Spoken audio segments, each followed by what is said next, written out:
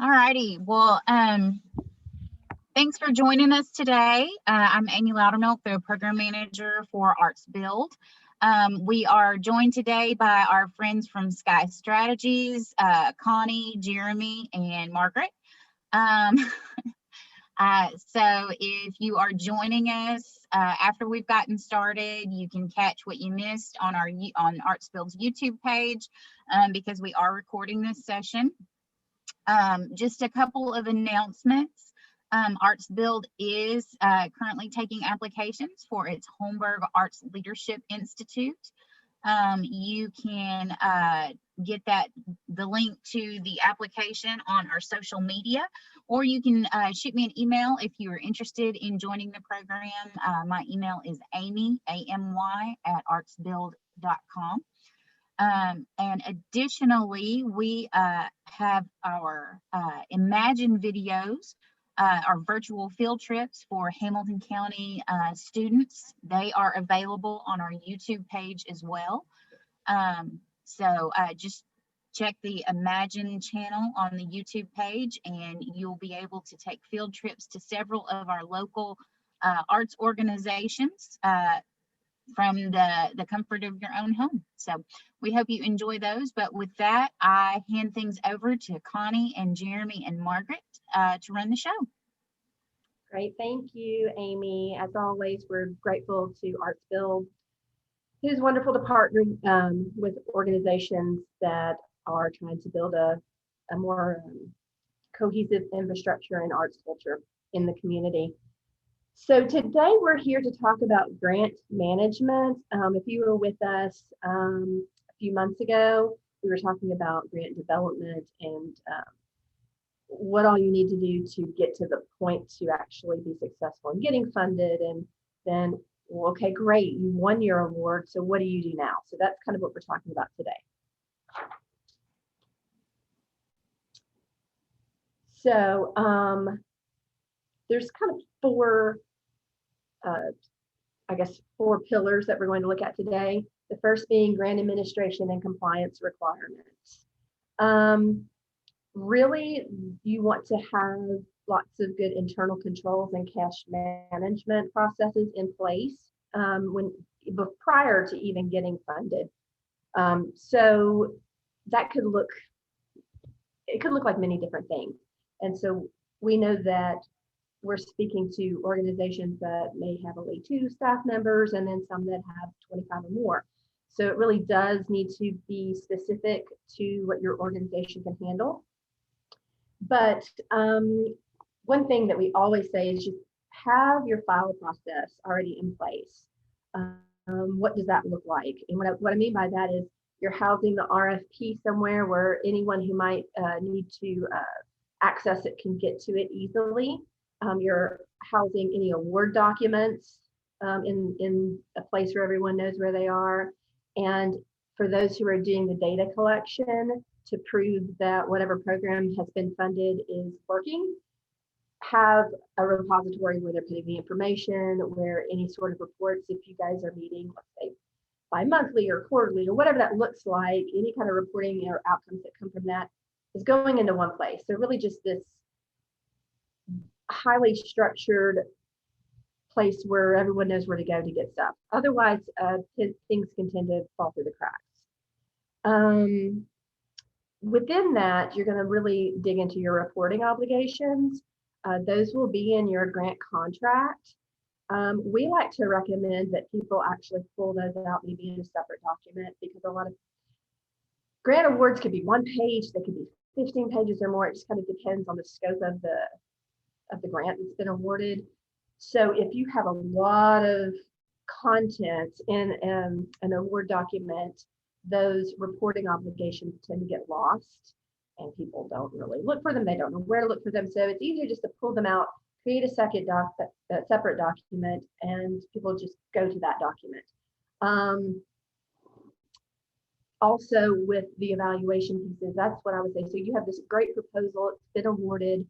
You typically will have an evaluation section already written in there that you say you're going to do. Well, let's take, proposals again, just like Word documents. Proposals could be 3 pages, they could be, we do them, they're over 100 pages. So pull that section for evaluation out. So there's just an evaluation component that people can refer to and figure out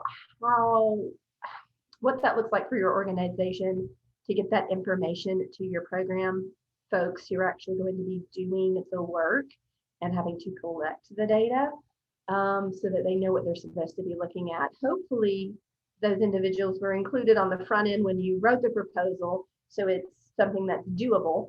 But if people don't know what they're supposed to be looking at and tracking, or what's expected from the funder, then that's when you kind of get in hangups when it comes to reporting time. People are like, well, no one ever told me I was supposed to do X, Y, Z.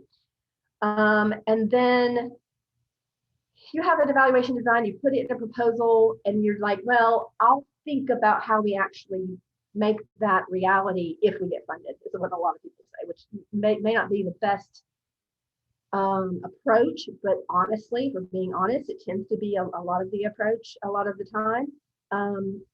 So you really have to sit down and think about your data collection methods. Sometimes in that evaluation design, you said, oh, we'll do surveys. Do you have those surveys? If not, those have to be created. You have to think about when you're going to disseminate them, and all of the things about collecting the results from those and analyzing them. So really thinking through those things. These are kind of just the very basic administrative components. We talked about the record keeping.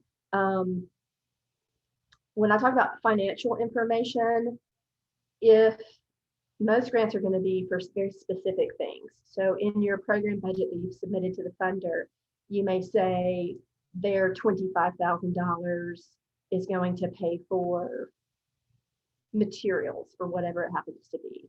Maybe it's supplies, maybe whatever it happens to be. So when you go to report to that funder about how the program went, they're also typically going to ask, well, how was the money spent? And was it spent on the things you said that it would go toward? Every funder is different. Once again, look at the award document, because the contract, they will typically spell that out. Most of these grants that you are going to be submitting are within some sort of system. Go into that system, see if you can see what the grant report looks like. If you can't, ask the grant officer, hey, is that something I can have access to, so I can just make sure that I'm collecting everything in the way you want me to. Some people are going to ask for receipts. If it's a reimbursement grant, you're going to have the receipts and then fill out whatever reimbursement form. And it's going to have to meet the criteria. So just thinking about that. So tracking the money. Again, evaluation data, having that in a place where everyone can access it that needs to. And then the reimbursement schedule. That is, some grants, you get them, they cut you a check, you have the money, you spend it, and then you report on the back end. Others are reimbursement grants only, so you have to spend the money up front, and then you have to submit, documents for reimbursement. If that's the case, you want to have that schedule. Some are just, you can do it along through the grant period. Some are, you have to submit by this date to, it just really runs the gamut. But you want to make sure you know what that looks like so that you can get your money as soon as possible, basically, on that schedule. And make sure that your finance department or your bookkeeper or anything also knows about that, also knows about earmarked money that's come through. I know some people that work with outsourced bookkeepers, sometimes that information doesn't get relayed. And so they don't tag expenditures toward against a specific grant, and that can kind of bite you in the back end. Publicity. So some funders require certain, press releases or signage at an event or whatever it happens to be. So make sure you really look at that grant award and see what, what they require, but then also what do you do internally? So it's always nice to go ahead and thank somebody, even if it's not required. And it never hurts to give some publicity unless they have specifically said they don't want it. So that's another thing. There's a few that we've worked with that don't love that, but a lot of times it shows the community that you have support from funders. So it's always a good idea to send out a press release, and it also lets the community know what programming you have coming down the pike. And usually that will get picked up locally. And so the third one is stewardship. So some, some funders, this doesn't apply, but then some it does. So let's say you have built a relationship with a funder, you finally get an invitation to apply, you really wanted 50,000, they gave you 15, so they threw you a bone, and yeah, you're a little grumpy about it because you really needed 50, but you don't want to stop your stewardship then, because we've heard cases of funders say the only time I hear from somebody is when they want some money, and you don't want it to come across like that. So you want to make sure that you're still engaging the funders. So, hey, thank you for that $15,000. We've been working on this project for the past 3 months, and we would love for you to come out and just take a look at what your money is doing in the community. Something as simple as that. So that's what I mean by program observation. Invite them in. If you have any sort of newsletter or anything that's featuring whatever they funded, and you're mentioning their name or giving them a shout out or something like that, if they're not normally on your emailing list or mailing list, maybe put them on there for just that one specific thing. And this really gives you the opportunity for the storytelling piece. Sometimes when you write grants, they're very clear and cut and to the point, and they have such short character counts. You've just got to get in the meat and the potatoes, and you got to leave out the gravy. So you want to go in for the storytelling, and this is a good opportunity to do that. And then the last part is the evaluation. Just the data collection. Who's going to do it? What does it look like? The analysis. When are we looking at the data? Who is looking at the data? And then how do we get our outcomes pushed out to the people who need to have them? So thinking through all of those things. And this is just kind of, it's just a visual. So of the life cycle, if you will, of evaluation. And we're going to talk about evaluation a lot because it is often the thing that stumps organizations. We find certain types of nonprofits sort of have some evaluation components kind of built in, but a lot of them don't. So evaluation kind of gets a little slim. So looking at it on the front end is always better when you're writing the grant application. So you got to look at your stakeholders and engage them. And you want to be able to describe the program and then focus the evaluation design on what the program is. You're going to gather the evidence, justify conclusions, and use and share findings. It's not brain surgery, but it takes quite a bit of organization, and you just really need to think about it on the front end rather than be chasing your tail after you've gotten the funding. So we looked at logic models last time, and I'm just putting this up here for your reference because we talked about doing logic models for like any sort of program you want to do, whether it's grant funded or not, because it really helps you figure out where your gaps are. What do you want to do? What do you need to have to be able to accomplish those goals? Do you have those things in place? If not, then you have a list of things that you've got to go, like certain partnerships or resources. But this logic model, once you fill it out for your programming, will be able to naturally flow into evaluation. And we'll look at this next piece to kind of show you why. So this is a made up program. So this is, I don't know, I think this is a church program called Body and Soul, but it just shows you how you can move from a logic model to an implementation plan. And then the next one we look at will be the evaluation plan. So you have your objectives, your activities. So you're going to see that some of these categories are very similar to what you would have in the logic model. And you have the person who's responsible, what resources you need.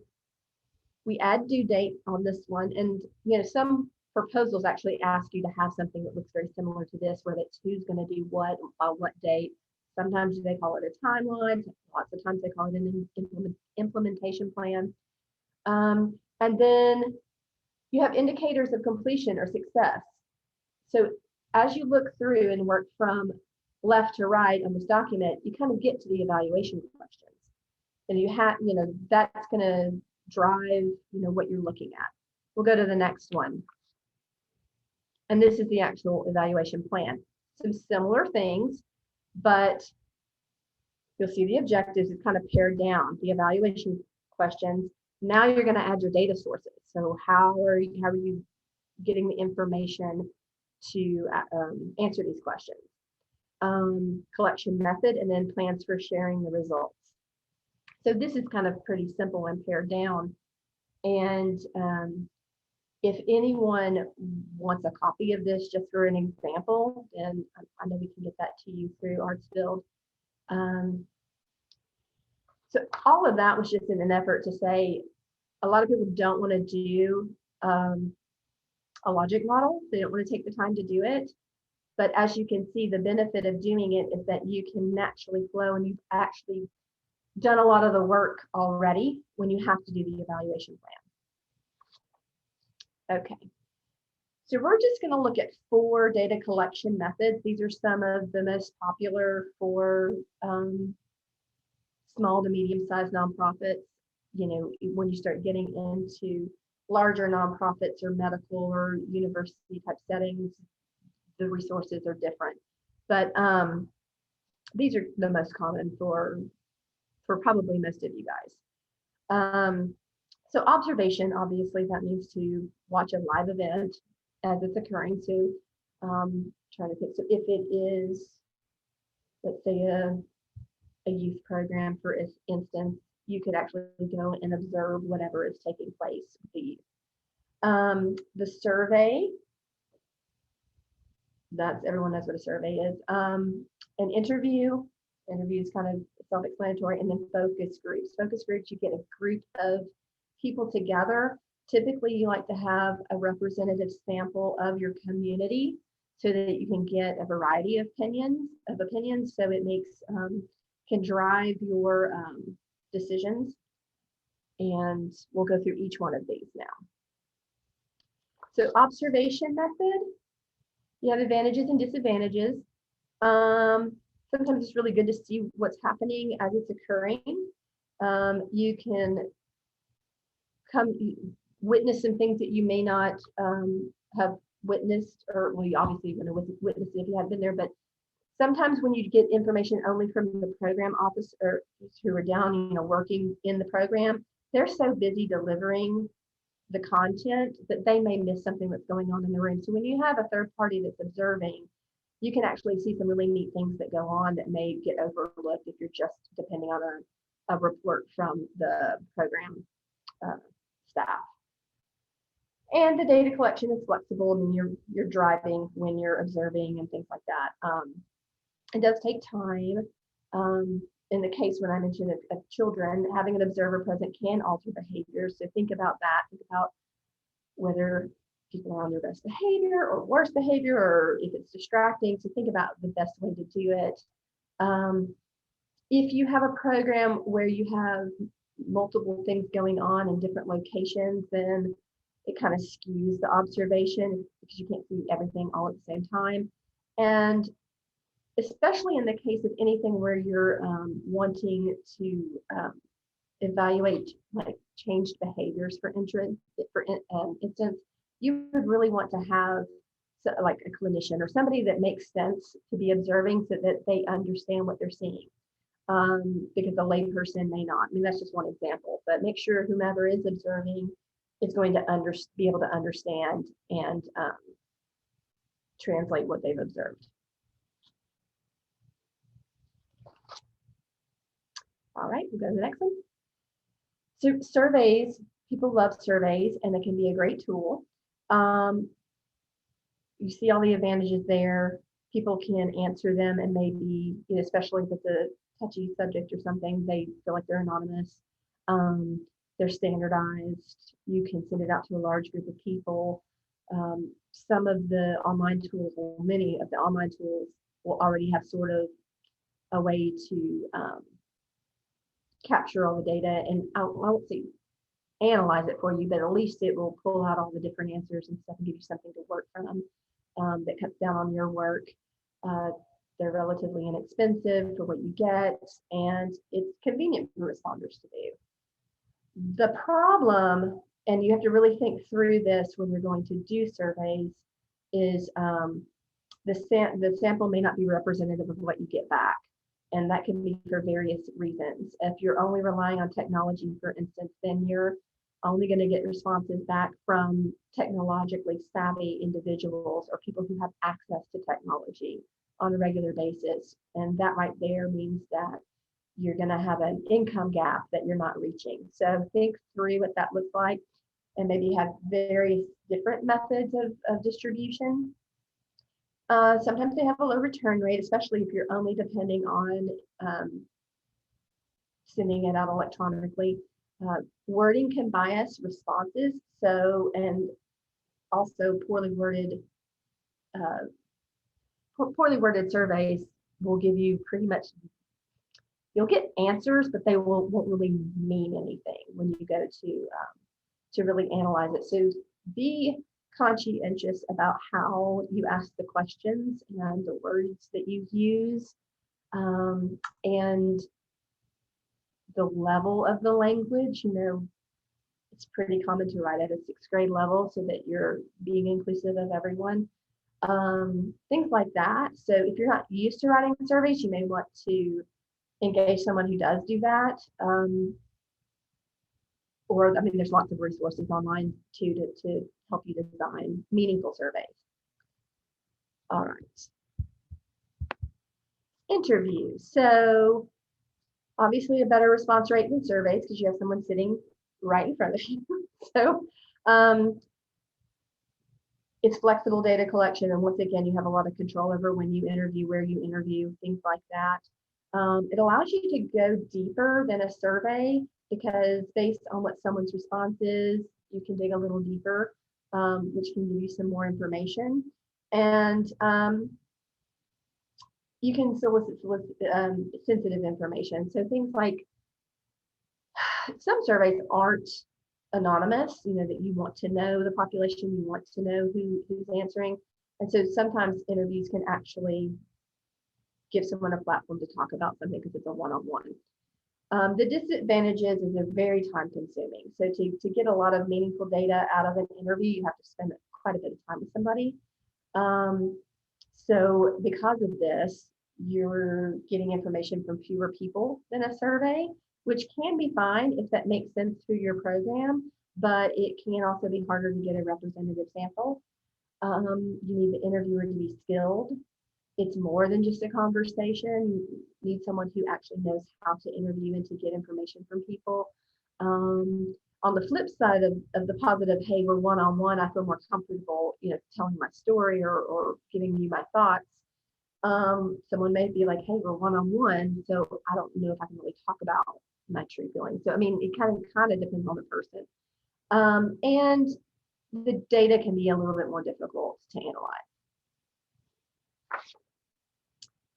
And then we go to the focus groups. So what's good about a focus group is that you get a group of people together, and they start talking about a topic, they can get really, impassioned, and you can get a whole lot of information.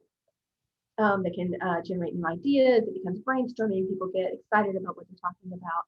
And you get to collect data from multiple people in one session instead of the one-on-one with the interviews. So you're getting a lot at one time. The disadvantages is, it really requires a skilled facilitator. It's very easy to rabbit trail in these situations with focus groups.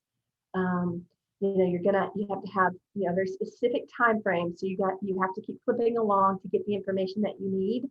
And while the group interaction may produce excitement and great conversation, it can also, for some people, have the opposite effect. And some people may be like, oh, there's 5 of us here. I'm the only one who thinks this way. I'm not going to speak up too much because I don't want to get ganged up on by the 4 who, seem to be in alignment with each other. So sometimes you don't get all the voices. And again, just like with an interview, the data can be difficult to analyze if you don't have a skilled person that's involved with it. And, you know, it's not appropriate for all topics or populations, depending on what the focus of your program is. And I will say with all of these methods, there's going to be some grants that require outside evaluators, and that means that it's not someone within your organization. So if you do have to hire an outside evaluator, usually they let you put that in your budget. So they're not going to require that and not fund it, so it's funded within the grant. And that individual will be able to walk you through the best methods and things like that. So that kind of takes all of this decision making off your plate. So that is a very quick overview of some things to be thinking about for the grant management side. Obviously, just having a plan in place on the front end makes a lot of sense, but really thinking through what works best for your organization and best for the specific program that you are trying to evaluate. And then that's going to drive those reports at the end. And that's what's going to keep the relationship with the funder so that you can go back and ask for a second grant. So that's it for us today. There's our contact information if you have questions. And I don't know if there's don't think there's anything in the chat at this time. There isn't, but I really wanted to reiterate what you said about the focus groups. I think that that's really, really important, and Artsfield has actually benefited from focus groups. We used that method to evaluate our leadership program, which at the beginning of this talk, I mentioned we're taking applications for that. So we had several different focus groups. You can, I guess condition that to whatever I guess type of audience that you're trying to target. I'm babbling now, but it was really effective is what I'm trying to say. But thank you for the talk today, and I don't think we have any questions, but for everybody who's joining us after the fact, this is please use Connie and Jeremy's contact information here. Reach out to them if you've got any questions after you viewed the video. But with that, I'll go ahead and close us out, and thank you all for joining us today. So much. Thank you. All right. Hey, Connie, can you hang on for just a second? Absolutely. Okay.